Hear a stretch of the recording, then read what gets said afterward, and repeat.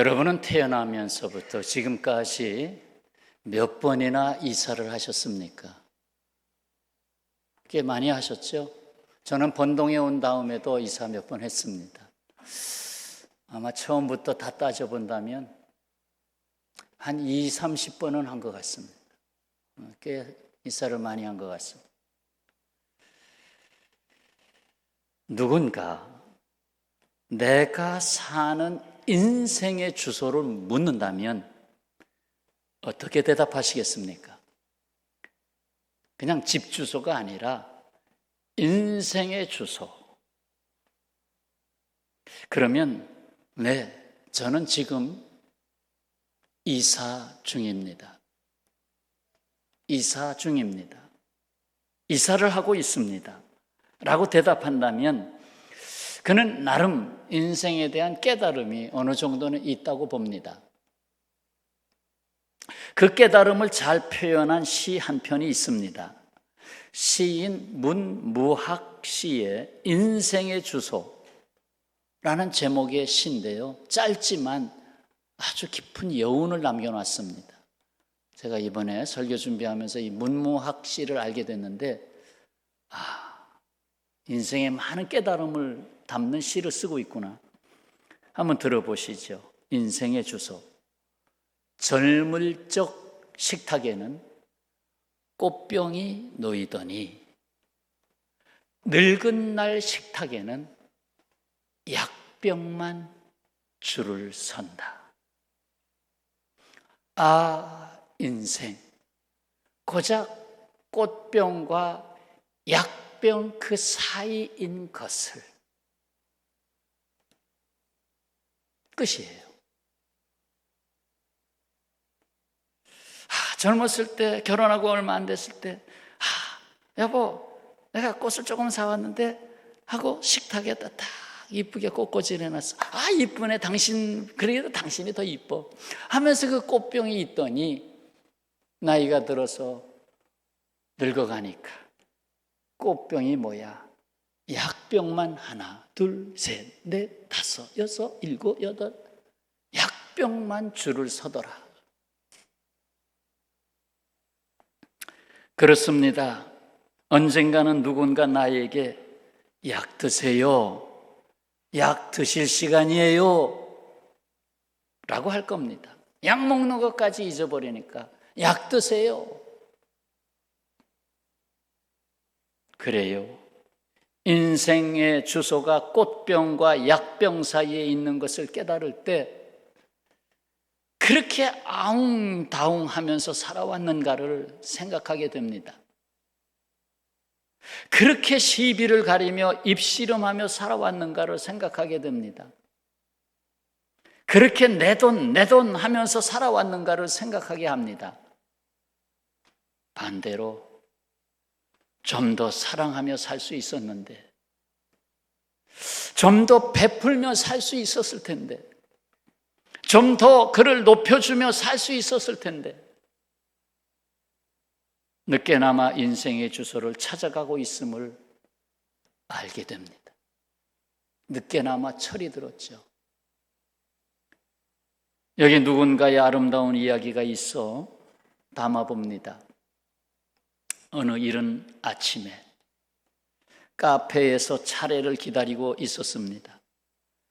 내 앞에 남루한 옷을 입은 비쩍 마른 한 여인이 커피 한 잔의 값을 치르기 위해서 지갑에서 동전을 하나씩 꺼내고 있습니다. 계산대에 있었던 직원이 말합니다. 저기 있는 빵도 하나 가져가시죠. 여인이 잠시 멈칫하자 직원은 다시 큰 소리로 말합니다. 제가 사는 거예요.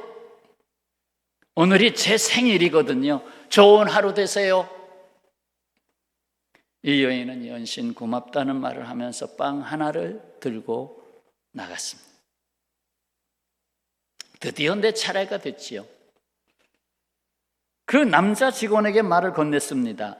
생일날 그 여인을 위해 빵을 사주다니 멋집니다. 생일 축하드려요.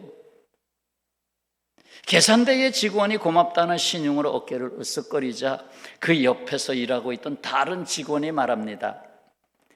가난한 사람이 오는 날에는 저 친구 항상 생일이에요. 1년에 몇 번 생일이 되는지, 가난한 사람이 들어오면 항상 오늘이 제 생일이에요. 빵 하나 가져가시죠. 그리고는 웃어댑니다. 내가 말을 이으려고 하자 계산대의 직원이 말합니다. 저는 그저 그분이 먹을 것을 살 만한 충분한 돈이 없다는 걸 알아요. 그래서 나는 커피를 들고 나오면서 잔돈은 필요 없다며 말했습니다. 그거 당신 거예요. 그러자 그 계산대 직원이 말합니다. 손님, 하지만 이건 너무 많은데요. 혹 거스를 거 생각하고 5만 원짜리를 줬는지 모르겠어요. 이건 너무 많은데, 보통 10,000원 주면 뭐 한 5,000원 정도밖에 안 되니까 한 5만 원짜리를 준 것 같아. 이건 너무 많은데요. 괜찮아요. 오늘은 제 생일이에요. 이제 내가 손님으로서 커피를 살면서 오늘은 내 생일이에요. 여기에는 남을 존중히 대하는 그 존대함의 은혜가 훈훈하게 흐르고 있습니다. 남을 존대하는 것이 얼마나 은혜가 흐르고 있는가. 여러분, 인생은 꽃병과 약병 사이에 있는 만큼 그렇게 길지 않습니다. 바로 꽃병과 약병 사이에 있는 오늘입니다. 항상 오늘 내가 그 누군가를 존대할 수 있는 또 오늘로 이어지는 날이 되기를 원합니다. 이에 오늘 존대함의 은혜를 받는 자에게 주시는 말씀을 듣고자 합니다. 두 가지를 말씀드릴 텐데, 하나는 남을 존대할 수 있는 사람에게는 넉넉한 마음이 있습니다. 넉넉한 마음. 한번 나를 돌아보세요. 내 마음이 지금 넉넉한가? 이 세상의 아픔, 고통은 넉넉한 마음을 이룬 데 있습니다. 최근 온라인 커뮤니티에는 또 뉴스에도 났지만 아기한테 반말한다고 사과하라는 엄마 정상인가? 라는 제목이 올라와 있죠. 글쓴이 A씨는 아침 출근길에 엘리베이터에 초등학교 1, 2학년 돼 보이는 아이랑 엄마가 같이 타더라 하고 운을 떼었습니다. 그리고는 이 A씨가 웃으면서 그 애기 엄마한테 먼저 안녕하세요. 그리고는 아이에게 안녕, 너 참 예쁘게 생겼구나. 얼마나 좋아요. 그 같은 엘리베이터 한 라인, 같은 라인에 타고 내려왔으면 이웃인데 그 아이에게 야 안녕, 너 참 예쁘구나. 그런데 이 아이 엄마가 다짜고짜로 뭐라고 했어요? 언제 봤다고 우리 애한테 반말이에요? 언제 봤다고 우리 애한테 안녕? 반말이에요? 안녕하세요 해야 되는데 안녕 했다고 말이죠. 나도 그쪽처럼 반말해줘? 그 말 그대로 나도 반말해줘? 참 같은 이웃 한 라인에 사는 사람들이 그럴 수가 있을까? 죄송합니다 하고 헤어지게 됐죠. A씨는 엘리베이터 문이 열리면서 애 엄마랑 아이가 가버려서 반박도 못하고 혼자 아침부터 부들부들 화가 난다고 토로했습니다. 그날 아침부터 부들부들 심장이 쿵쿵쿵쿵. 정말 이래야 하는가 생각이 복잡해집니다. 이렇게까지 마음의 여유가 없는가? 사랑도 없고 정도 없는 세상이 되었나 생각하면 마음이 아픕니다. 아마 이 아이 엄마는 학교에 가서도 상당히 많은 교사들의 목을 쳤을 것 같아요. 오늘이 내 생일인 것처럼 넉넉한 마음으로 다가서는 곳에는 이미 주께서 함께하고 계십니다. 이 문무학 시인의 바다라는 시 한 편 더 옮겨보겠습니다.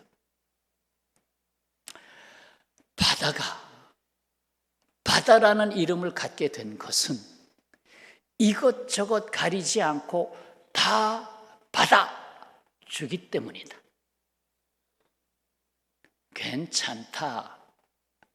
그 말 한마디로 어머니는 바다가 되었다.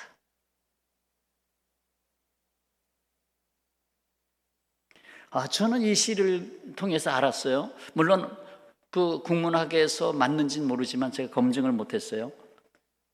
근데 바다가 모든 걸 받아줘 하는 그 바다하고 발음이 똑같아요. 거기서 온 건가 정말? 바다가 정말 거기서 온 건가?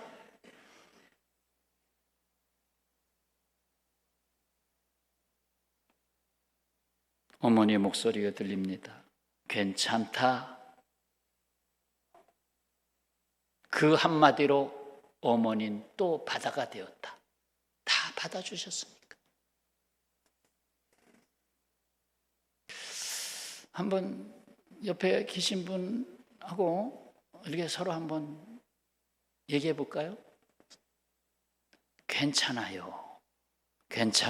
한번 시작. 괜찮아요. 어린아이를 기르는 엄마도 요즘 아이들한테 존대어를 많이 쓴다고 하는데 괜찮아요. 괜찮아요. 그게 넉넉한 마음이 그 안에 있다는 거지. 근데 그 넉넉한 마음이 없으면 야, 또 그렇게? 내가 몇 번이나 말했니? 하면서 그 넉넉한 마음이 그냥 이렇게 좁아져가지고 야, 너 진짜 너 정말 그럴 거야, 너. 이렇게 돼가잖아요. 이 넉넉한 마음의 원조는 하나님입니다. 하나님. 제일 넉넉한 마음을 가져야 될 곳이 사실은 가정인데, 가정에서 부부간에도 이 넉넉한 마음이 자꾸 이렇게 좁아들 때가 있어요. 또 잔소리 하고 이렇게 좁아. 그래, 내가 또 그런 면이 있었네. 자꾸 그래야 되는데 이게 또 좁아지는 거야. 나 같은 죄인을, 나 같은 나약한 자를 존대하기 위해서 천상의 자리를 고집하지 아니하시고 이 땅 가장 낮은 자리로 내려오신 그 마음이 넉넉한 마음입니다. 이러한 넉넉한 마음은 비우는 마음과 멀지 않습니다. 비우는 마음, 내가 나를 비워야지. 바로 주님의 마음이죠. 그래서 빌립보서 2장 하면 이 말씀이 생각나잖아요. 다른 건 생각 안 나도 이 말씀이 빌립보서 2장에 핵심적으로 떠오르잖아요. 너희 안에 이 마음을 품어라. 곧 그리스도 예수의 마음이니 그는 근본 하나님의 본체시나 하나님과 동등됨을 취할 것으로 여기지 아니하시고 오히려 자기를 비워 종의 형체를 가지사 사람들과 같이 되셨고 사람의 모양으로 나타나사 자기를 낮추시고 죽기까지 복종하셨으니 그 십자가의 죽으심이라. 어디까지 넉넉해져야 돼요? 내가 죽지 않아서 그렇구나. 내가 죽어야지. 내가 죽으면 되는데 내가 죽지 않아서 그렇지. 이러한 십자가에서 보이신 주님의 넉넉한 마음이 오늘 우리가 여기 있게 된 이유입니다. 주님이 나에게 너무나 넉넉하셨습니다.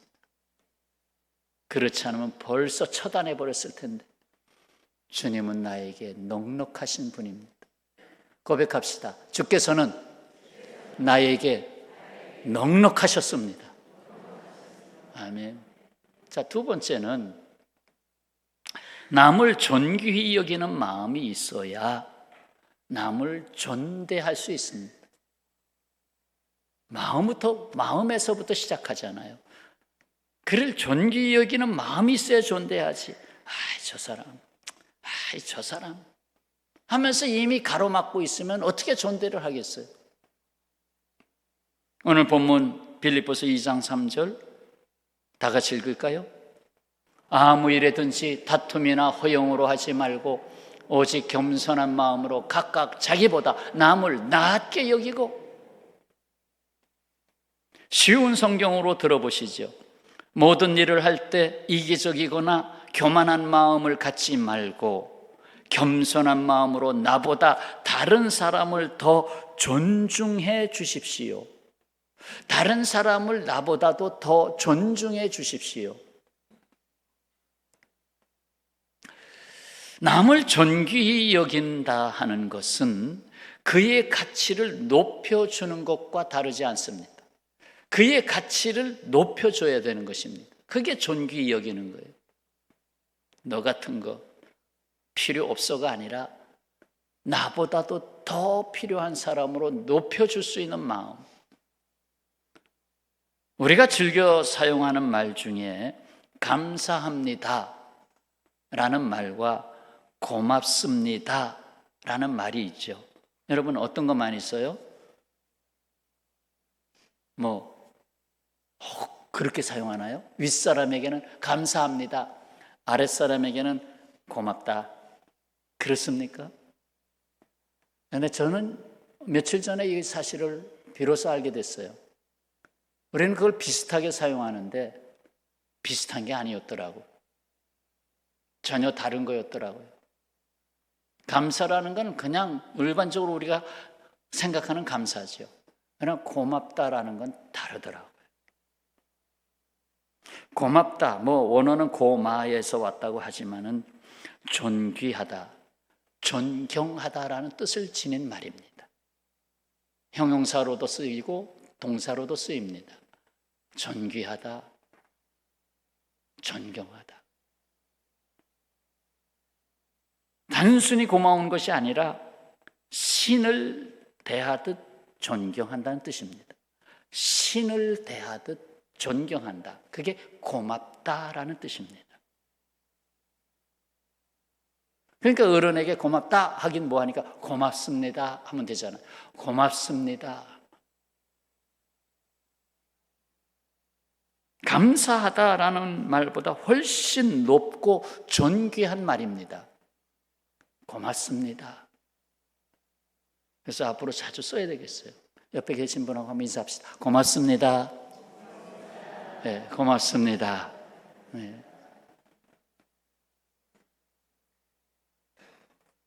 이게 thank you라는 말보다도 더 업된 거, 위에 있는 거예요. 위에 있는 것. thank you보다도 더 업된 게 고맙습니다. 한국말이에요. 고맙습니다. repeat. 고맙습니다.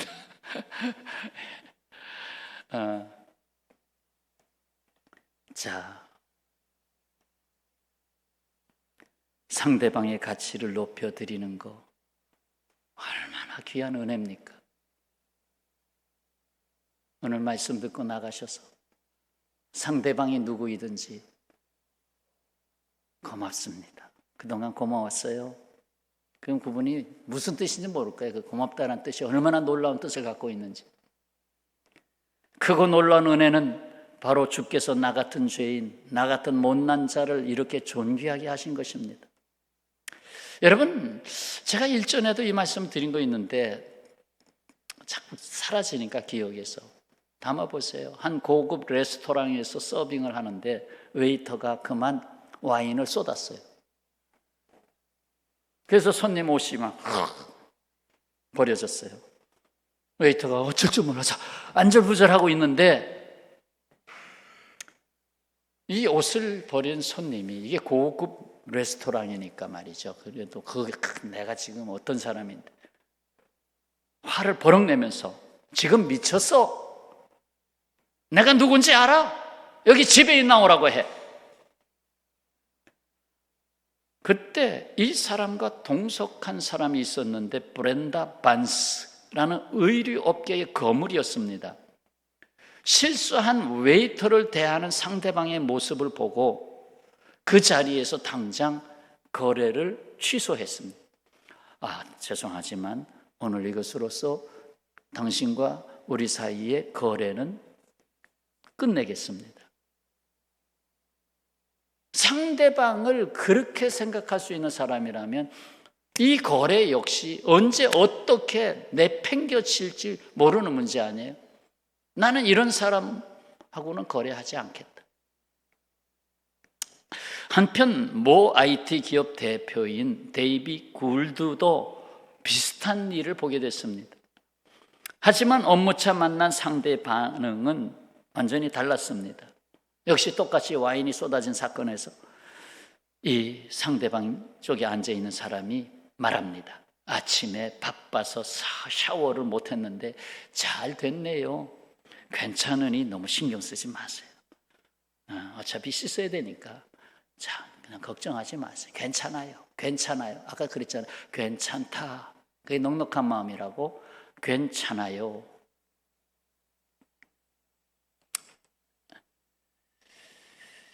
이 실수한 웨이터를 웃음으로 용서하는 것을 보고 데이빗 굴드는 그 자리에서 더 이상 볼 게 없다. 이 상대방하고 계약을 맺습니다. 계약은 신용이 있어야 되잖아요. 내가 이 사람 믿을 수 있겠다 하고 계약을 맺습니다. 남을 존귀히 여기는 마음에서 나오는 그 태도를 본 것이죠.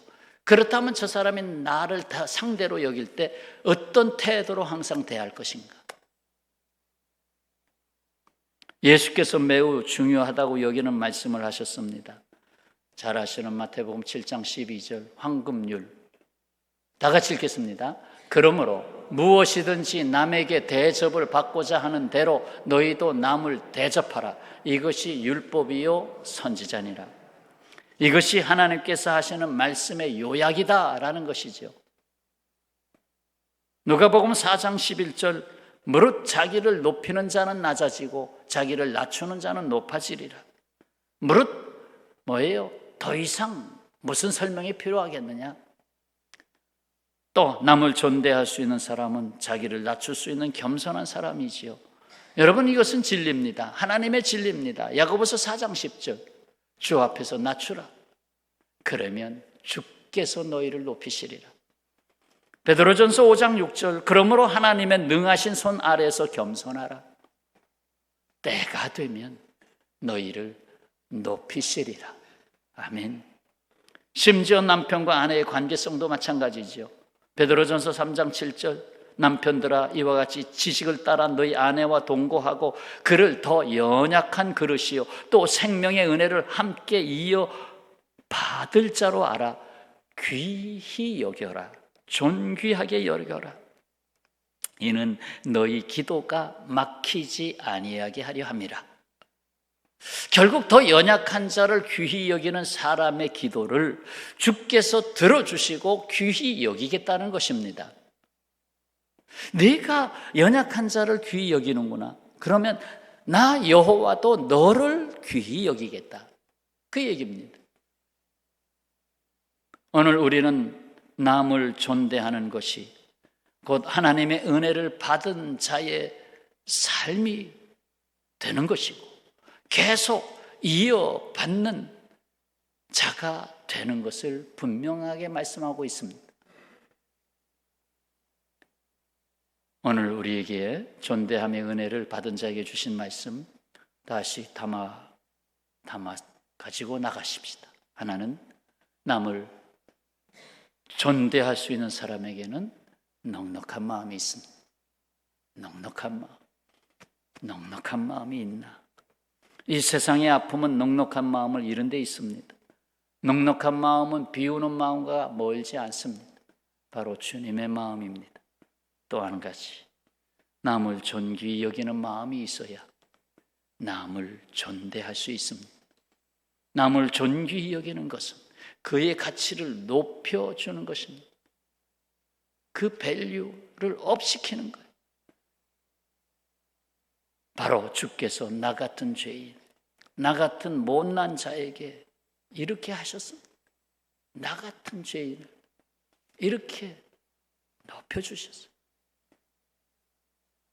고맙습니다 는 말은 상대방의 가치를 크게 높여드리는 말입니다. 항상 내 옆에 계신 분들이 누군가, 내가 만나는 사람이 누군가 항상 고맙습니다. 고맙습니다. 나는 고개를 숙이잖아요. 고맙습니다. 올라가. 기도하겠습니다.